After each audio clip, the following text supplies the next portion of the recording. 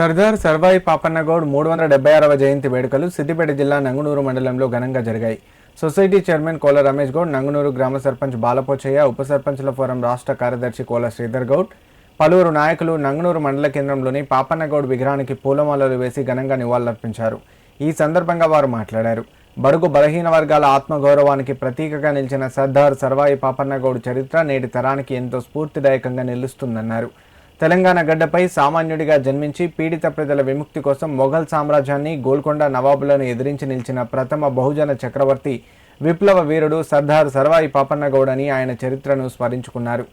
భువనగిరి, షాపూర్, తంగడపల్లి వంటి ప్రతిష్టమైన కోటను నిర్మించి గోల్కొండను సైతం గడగడలాడించిన సాహస యోధుడు సర్వాయి పాపన్నగౌడ్ అని గుర్తు చేసుకున్నారు.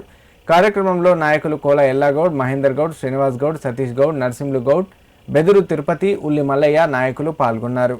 ఒక సైన్యాన్ని తయారు చేసి మొఘల్ సైన్యానికి ఎదురొడ్డి పోరాడినటువంటి గొప్ప వీరుడు సర్దార్ సర్వాయి పాపన్నగౌడ్.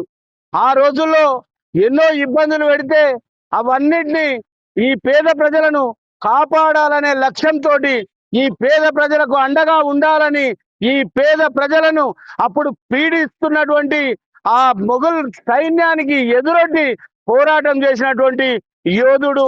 ఈ పట్టడుగు ప్రజలకు, బలహీన వర్గాల ప్రజలకు బహుజన బిడ్డగా ఈ బహుజనులందరినీ కాపాడి బహుజనులకు ఇబ్బంది కలగకుండా ఈ ఒక సైన్యాన్ని ఏర్పాటు చేసుకొని ఈ ప్రాంతాన్ని పరిపాలించి సర్దార్ సర్వాయి పాపన్న గారి ఆశయాలను కొనసాగిస్తూ ఈరోజు ఘనంగా నంగనూరులో జయంతి ఉత్సవాలు నిర్వహించుకోవడం జరిగింది. ఆయన చూపిన బాటలో నడుస్తూ అందరం బహుజన అనులంతా ఏకతాటిపై నడతామని ప్రమాణం చేస్తూ ఘనంగా జయంతి ఉత్సవాలను జరుపుకోవడం జరిగింది.